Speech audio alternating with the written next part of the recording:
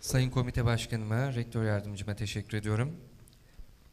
Deniz Temiz Derneği kurucu ve onursal başkanı Sayın Rahmi Koç'u konuşmalarını yapmak üzere kürsüye davet ediyorum. Buyurunuz. Now, the Turkish Marine Environment Protection Association founder and honorary president, Mr. Rahmi Koç, will honor us with this speech.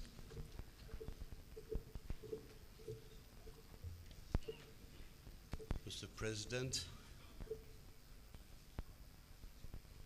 Mr. Prime Minister, Your Excellencies, distinguished guests, ladies and gentlemen,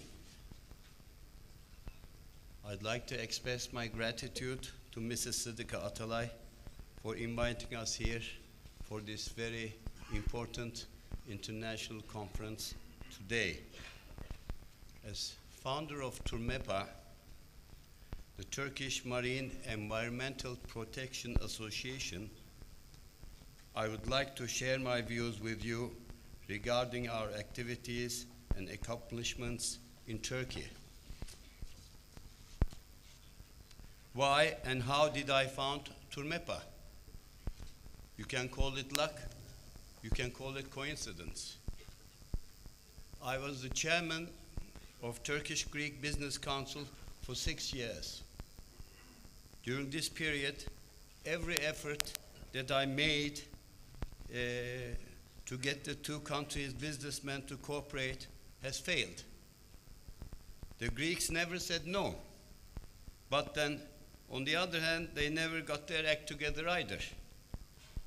Again, on one occasion in Athens, I was with great enthusiasm trying to convince them why we had to join forces for an interesting project, and was very disappointed by their lack of response. At the end of the meeting, just before we had lunch, the late shipping tycoon George Livanos, who was sitting at the very back of the conference hall, called me and said, "Look here, I've been following your efforts for some time, and see you are not getting anywhere and becoming frustrated. If you really want the Greeks and the Turks to cooperate in one area, and that is the environment," he said.